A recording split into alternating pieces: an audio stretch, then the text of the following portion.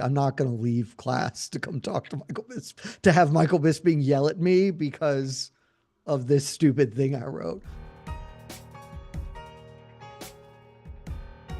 Jed, would you describe yourself as a confident person? Yes. Do you wish you could live life with half the confidence that Kelvin Gastelum does, stepping on that scale, raising his arms, knowing that he just blew the middleweight limit by 5 pounds? A quarter of the confidence, dude. I did not see this coming, right? Like maybe we shouldn't be surprised. It's Kelvin. He's missed weight a lot. He's never missed weight at middleweight. And honest to God, the first thing I saw, I was just like, I respect it. I respect it so because he clearly did not try. Like he's got the double biceps going. This man does not look like he's on death's doorstep to get there. He's like, 191, close enough. That's fine. And like I was just talking about it with some other people. He's 35% of his purse. That's a lot of money. Like this is not a contender series 10 and 10 or whatever. Like Kelvin's clearing several 100,000, I would assume. Like that is a big chunk of change that 5 pounds going to cost him. And unbothered. I want to live my life as unbothered as Kelvin Gastelum does. Shout out to Dustin. At least he's getting into a big Getting payday for paid, himself here. baby. Shout out Good to for you. Zeus. Jed, I gave you no heads up about what we'll be talking about. I honestly Nope. didn't even know when I started putting these things together. So you're gonna take the journey with me. We're gonna see where this ends up. The journey is the destination, man. Oh, good. Well, that's a perfect place to start. You once told BC that you're a man without a plan. Absolutely. When has that philosophy served you best in life? And give me one example of where it absolutely blew up in your face. Oh, dude, it is the So best quick. philosophy. It is 100% like the only way that I know how to go through life. Just sort of wafting on the breeze and seeing the where it served me best is right now. Like where I am in my life Ooh. is almost entirely a result of just like kind of vibing, you know? Like I did not, and I've told this before in various places, like I did not intend to be an MMA media member. Like it just kind of happened because I didn't have a plan. I was just out there farting around and, tweeting some stuff and writing some stuff, and one thing led to another, and I got a lot of lucky breaks, and we got on. Uh, so I mean, I'm going to pause this. Did you get all of that, or were you Oh, dead? you're good. You're good. Okay. It's my camera that I shut kept down. going So as if that's a I was, total pro. I was, And, that was and the we're gonna thought. leave this in. I think my camera's overheating, so we'll Oh, see how this shapes out. But I've I'm not done the this focus enough to here. be like, I'm just gonna keep going, assuming this Perfect. works, and at a future point we can put a pause in there. But um, so yeah, like I mostly think that it almost exclusively works out as I don't have a plan, and I'm super lucky, and things just kind of seem to go my way for me. A time when not having a plan hasn't worked out for me. I mean, you could argue probably it's probably even true, though I would argue the other side of it. I went to law school without a plan, Mhm. and I don't regret that decision. I want to be really clear. I enjoyed my time in law school. I got the degree, for whatever that's worth. There's a very expensive piece of paper on my wall right here. Um, but since I don't use that very expensive piece of paper, some could argue that that was a colossal waste of money and maybe not the best thing that's happened. And it also happened because I was just like, oh no, sure, why not? Let's do it. So that's certainly financially the biggest mistake I've ever made, and it came as a direct result of the way I Would you lived my be life. willing to tell me how many years of MMA salary it took or will Oh, take to pay off the law degree? oh yeah. No, well, I mean, so like if I wasn't paying other bills, Mhm. right, Yeah, that's it fair. would still take me 2 to 3 years if all of my career went to paying this off. As it stands, you know, where I mean, my win it. plan is to win one of these big lottos. You know, I missed the 1.5 billy, which is a shame. I really thought that was me, but you know, it'll come around again. But outside of that, we're talking a quality 15 to 20 year run of paying this bad boy Well, down. it's so fortuitous that you live your life with this no plan attitude because I don't think I would survive it. You know, it only works because you have to buy in. You have Yeah. to believe in it. And I mean, it works for a lot of reasons. I have a lot of great family and support that helps. I'm just super lucky, you know? And so like it kind of works for that reason, but I encourage everybody to invite a little more chaos into their Into lives their and life. just see what So, happens. chaos or chaotic people? There's a difference. Chaos. Chaotic people Yeah. are that's you should be the chaotic person in your friend group. That is my philosophy. And I believe that I am the chaotic person amongst my friends. Talking about seeing where things go. Listen, I'm about to get into the UFC business. I'm Let's about do to it. be chummy with the folks over at CBS Sports. After seeing the press, so what stood out most for me at this Canelo Crawford press conference was not Sean Zittle asking Dana White the hard questions and Shout being out to told Sean off, Zittle. but it was actually the crowd response. You actually had like a smattering of cheers for Sean and then boos for Dana as he tried to sort of tell this quote unquote a-hole to F off. Do you think Dana's boxing takeover will succeed, or did he bite off a bit more than he can chew here, where he isn't really helping build the sport from a foundation, but trying to change a lot of old pillars? My best guess is it'll succeed to some extent, but it will not succeed in the same manner that obviously the UFC takeover and the MMA takeover happened. And that's wildly speculative because like there is absolutely a way in which it does happen. Um, I guess I'll phrase it this way, right? If you were trying to dominate boxing, Dana White is in the best position to do that. He has uh, functionally endless money to throw at this with the partnership with Turkey Al Sheikh and you know Saudi Arabia, and so like you will need super deep pockets and like a committed investment early.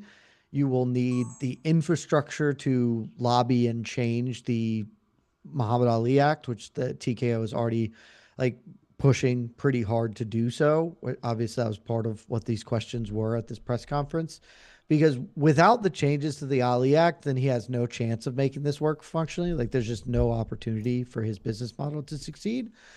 And so, but because they have such strong financial backing and like entrenched support with Turkey, et cetera, because they have sort of these entrenched relationships with the commissions, you know, they've already started drumming up support amongst the various boxing commissions to sign letters of support for the Muhammad Ali revival, whatever they're calling it a thing, like a very obvious misnomer where it's Yeah. very clearly not reviving shit. It is tearing it down. And so like they are in the best position to do that.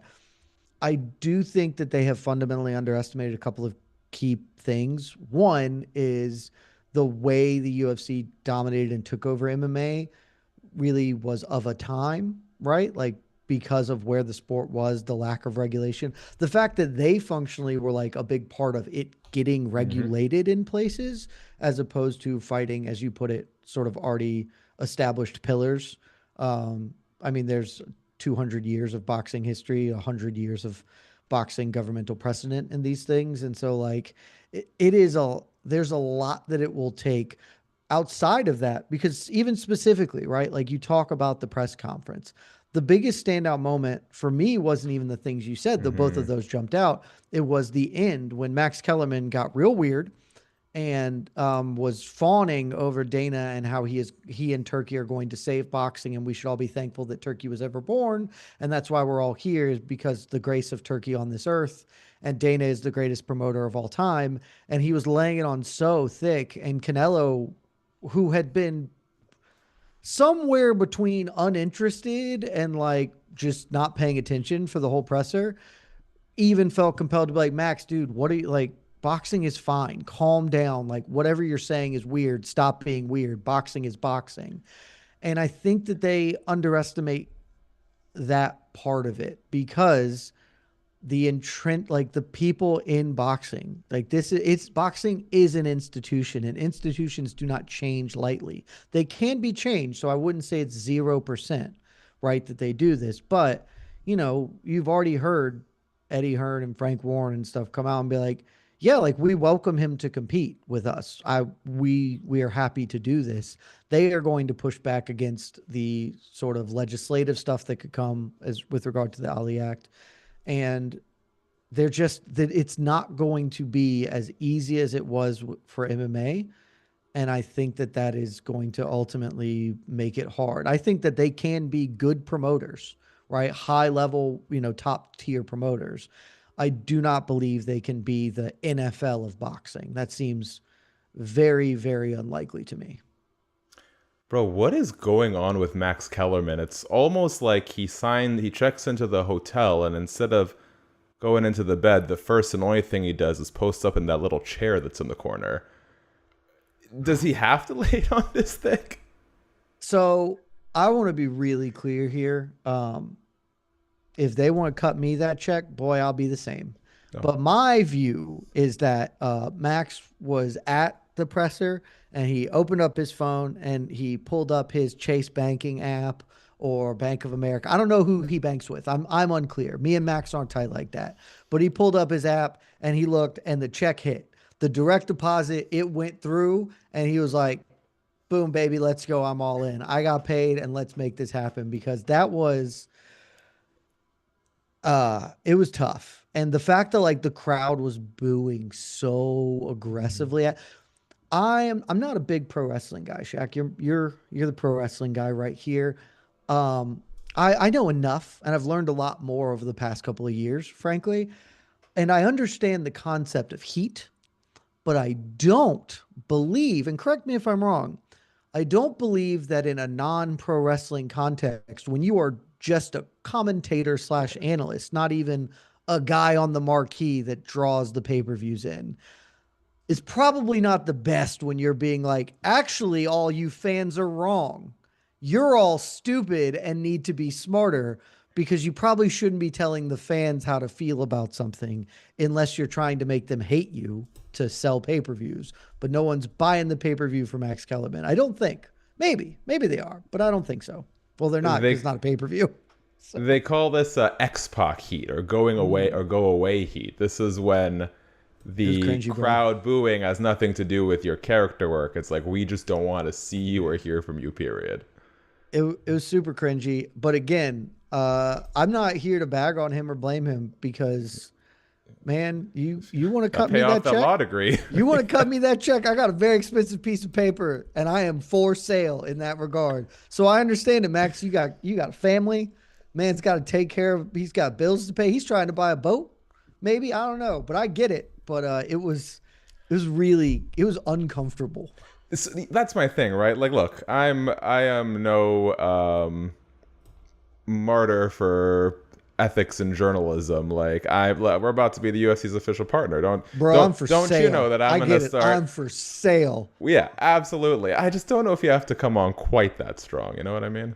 The part that was just weird is it was so out of pocket. Like the presser was functionally over and he wasn't involved. It's not like he was the MC. He just kind of jumped in, grabbed the mic and was like, by the way, all hail Turkey and Dana. They're the best. You fans are stupid if you don't love them as much as I do. It was just super weird. Speaking of good investigative journalism, how wild is Brian Campbell's ability to pull out any incriminating tweet from seemingly the void? Look, I love BC with my whole chest. And I sometimes forget that he can be a professional because so often he is not. He's just a stone bozo, which is what I love about him because God knows I am one. But like his ability, he has two superpowers, and one is to turn almost any conversation into something really uncomfortable. And the other is also to do that, but because he is putting you like in the lockbox of, hey, remember when you said this?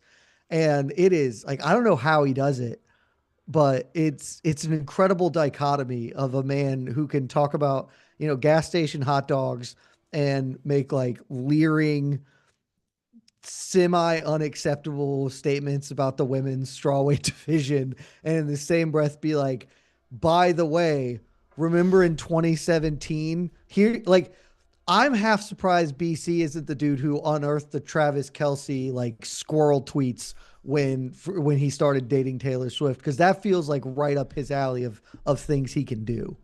Okay, well, I know the MK fans sort of love the birds of a feather flock together nature of when you make those visits over to MK, but I'm going to give you a chance here to separate yourself from BC a little, particularly his infatuation with the women's strawweight division. You are a noted Valentina Shevchenko fan. Is your support for her as wholesome? Is your support for her wholesome or just as perverse as every other MMA fan? Oh no, that's the thing is other MMA fans make me not want to be a Valentina Shevchenko fan because they're real weird about it. And like you just so shouldn't weird be about it, bro. like you just don't be weird about it, bro. Like I'm not, I don't levitate or whatever. Like there are obviously attractive fighters, but you can't be weird about just be a normal person. Like have had human interactions before and don't just be like gooning on the internet, which is a real weirdo thing. My fascination with Valentina Shevchenko is that she is just like, she looks like she was designed in a lab to Yeah. topple democratically elected governments, right? Like she is, of all the like fighters who have ever lived, like she is the person who should have been in a Fast and Furious movie, not Ronda Rousey or whatever. It's like, yeah, that she probably has committed like crimes at a black site somewhere. And that is deeply fascinating. Also, the fact that she's just like a polymath. She's Yeah. like a world-class dancer and shooter and fighter and speaks 6 languages or whatever. Like she's just real cool and also very good at fist fighting. But I don't think actually that she's probably like, I don't know. I've never had a long conversation with her. I can't imagine we would have too much in common because she's clearly way smarter than me. Well, you just got the expensive piece of paper on the wall to. Yeah, she speaks like 6 languages. Yeah. That is Dude, like I speak same one with Ilia Topuria. kinda. It's wild. Yeah, Yeah. man, just anybody who can speak like one of my best friends speaks 5 languages, and it's I went to his wedding and he gave speeches in 5 languages, and I've never felt, I don't feel dumb normally. Like I don't feel like a genius, but I rarely feel like the stupidest person in a room, and I was like, I'm the dumbest person in America. Got it. Listen, as someone who has a philosophy that wedding speeches should be kept short and brief, fuck your friend. It was 5 short ones, but there were people from like family members or whatever from like, so he fired out, like I was like, holy shit, dude, how can you do this? This is No incredible. script? No, Off the dome? just going. He's fluent in 5 languages. He makes me feel very stupid every day. Jed, what is the pettiest thing you've done in your life? Oh, bro, I love petty. I believe in I petty. just found like a petty subreddit where people talk about the pettiest shit that they've done. It's great. Oh my God. And now I'm going to have to look that up because petty is, I believe in holding grudges. I believe in having enemies. I had this conversation with a few friends. I believe that enemies are good and that you should have enemies in life, but your enemies should be low stakes enemies. Right? Like you shouldn't have like somebody who you actually hate, like, and would fist fight if you like, that's probably unhealthy, but you should have somebody that you hate forever for a very silly reason. Like, I won't say his name. Yeah. Because I probably just shouldn't do that. A kid I grew up with and was good friends with for a long time. He and I had a very harsh falling out when we were like 13. And from that day forth, he has been my enemy. And I don't wish him to die, but like to this day, if somebody brings him up for one reason or another, I'm like, I hope he's having a bad day. I hope he stepped on a Lego this morning. Nothing terrible, but I think it's good to channel your negative energy towards, a non-serious threat. I encourage everybody to do it.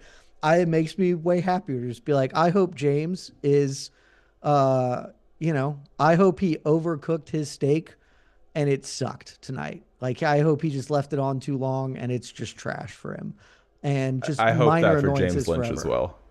Not that James, Oh, okay. I don't have any bad things to say about James Lynch. We actually, oddly, we like live relatively close to each other, but we never linked up.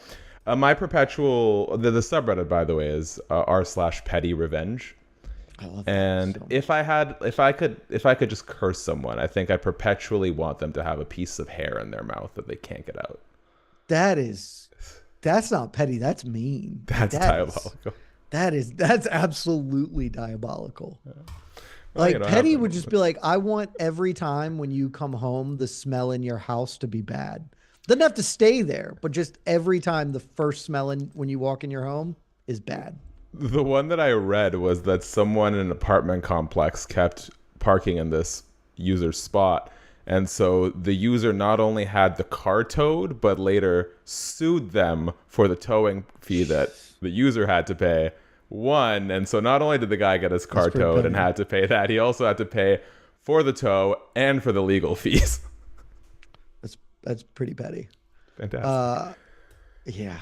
God damn, that's tough. Oh, there's levels. Don't be a dick. Don't park in the guy's spot. This is great. This is going exactly how I had intended. Let me see where I'm at on this one. Because I've been going all over the place with these. Oh, okay. You can pass on this one because I understand the nature of our business. But you mentioned to BC when you did the 20 questions thing on his channel how tight-knit the community is and how when you ruffle some feathers, they never forget it. You don't have to name names, but when did you most ruffle feathers in this business? You can be as vague as you need to be. Oh, that's kind of a good one. Because like that is, I mean, I hate that I did more research for this interview than I've done for like most of my UFC ones. No, it's way better to do this. But like that's true. As the fresh face, not so much anymore. The grays are coming in, but alas, who doesn't have any beef with anyone. And so I often find myself just taking a back seat in the locker room chatter because I'm like, I'm good.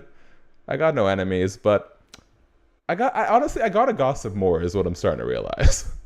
I mean, you got to really walk the line though of appropriate gossip, because if things get wild, then like it's just such a small community and you can't and like my general belief is that as long as I'm honest, then whatever, if we have beef, then I'll stand on it and that's fine. I mostly think that I ruffle feathers more outside of the community. Like outside of the media people. Joe Schilling he doesn't know me, but he really doesn't like me after a few phone calls. I'll just say that's that really right now. like there are a bunch of, and those like that doesn't, I'm fine with that. It's just like I don't know who I might end up working with, and then I've said some bad shit about you or whatever. I'm trying to think how specific I can be, because I have one that like very clearly jumps. Take your time, mind. and you can pass. I'm not here to. I don't get in the way of your bag. I know how badly you need it. I absolutely do. I mean, no, that's not really. I guess technically it is industry because Michael Bisping is a media person, but at the time he was a professional fighter. I'll give you this one just because it's easier. One of the very first things I ever wrote for Vox Media was for Bloody Elbow, because that's like how I got into the industry. I'd been like doing freelance and some contract work, and then I signed on with BE before BE sold out, and left Vox, and then sold out completely. And like one of the first things I did was a concept that I've iterated on and had in my head for a while, and I called it the Michael Bisping Hall of Almost Fame. It was like, who are the best fighters who never fought for a title? Like that was the core concept. That's how long ago this was. This was before Michael Bisping fought and won the belt. And I was like, Michael Bisping is probably the best UFC fighter to never fight for a belt, not counting like Mirko Cro Cop or whatever, like the best guy to never fight to be the best fighter in the world. And I thought it was honestly like a really nice sort of career retrospective on him of like, he was really good, but not good enough. And there's nothing wrong with that. He just wasn't. And at the time, he had a show on Sirius and he was not pleased about it.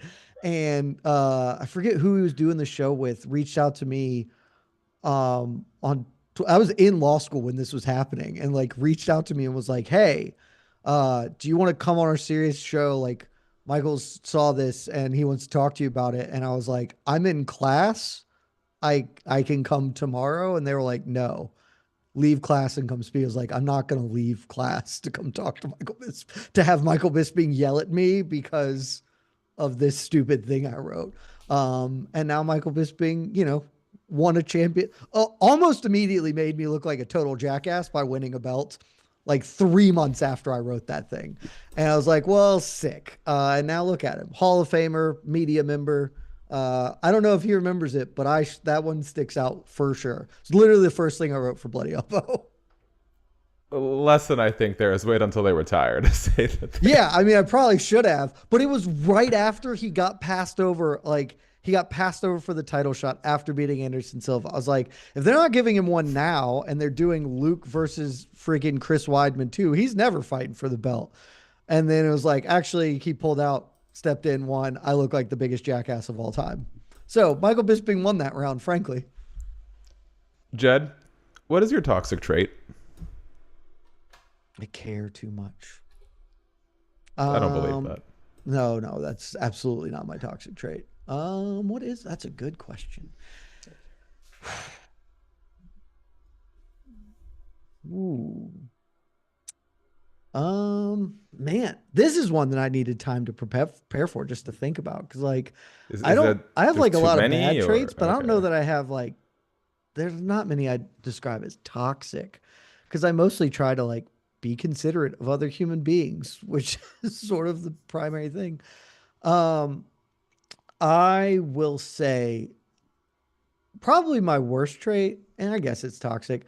I am far more concerned with being right than being kind or reading the room or any of the like or social tact or grace.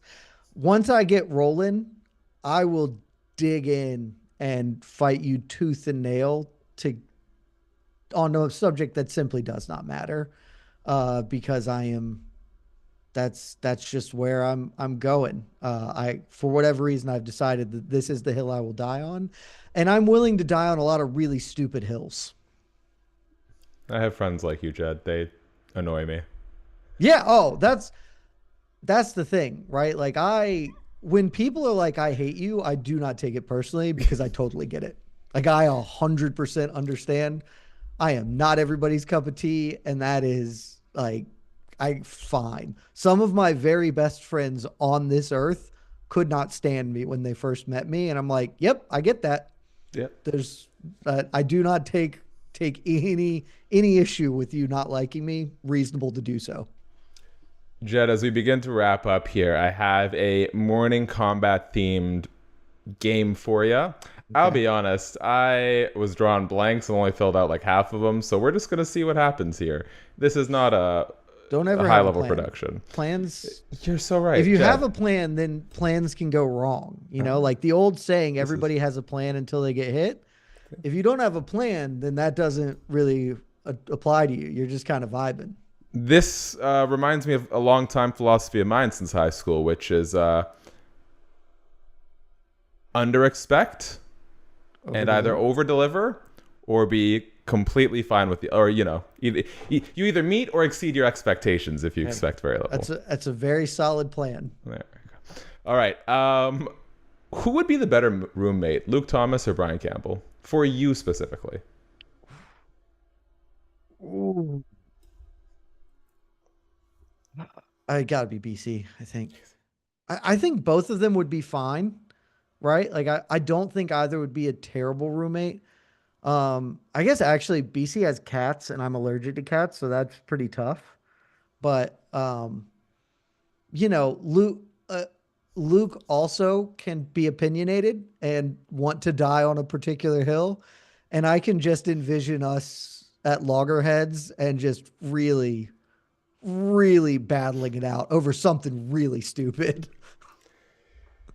Sir, Who's it's your turn to do the fucking dishes. I did them last time, Luke. This is bullshit. Take the dishes out of the dishwasher. Like it would be something like that, and then it's just a nightmare. So I have to think me and BC would be better served in that regard. you might have just given away the answer for this next one with that riveting. Forget Dwayne Johnson playing Mark Kerr. The Look, Jed I'm an Meshew actor. playing Luke Thomas is I have just range. clearly. Speaking of rage, most likely to get into a road rage accident, Luke or Brian? I mean, Incidents. how I doesn't every like who's gonna pick Brian in that one? I mean, it's got to just be Luke. That's fair. He also doesn't drive much, so I He doesn't anticipate. drive. He Yeah. that's fair. Also, like I didn't know Brian pre him having children. Um, Luke post Tukey is like way less likely to do that based on my interactions. But like pre being a father, that feels like that was feel like in the wheelhouse. I know Luke gets a lot of shit for having one too many margaritas during the live MK episode, but from whatever experiences you've had, especially doing pre-game preview, who actually handles their liquor better most of the time? I've never seen either of them drunk. Um, and Luke, like I've been out drinking with Luke before, and I don't remember him getting drunk. But I also was blasted, so it could just be that I was blasted. I would guess that BC holds his liquor better to a point, and that there becomes like I would guess that BC is better at being like drunk, but Luke is better at being blacked out, if that makes sense. I will say I think it was you in BC, gave one hell of a pitch. The first thing I did after watching that episode was go and pick up one of those The Cuervo Diablo Diablo Cuervo like bottles. that's the It's thing I've weird talked. though. It I It's definitely love weird.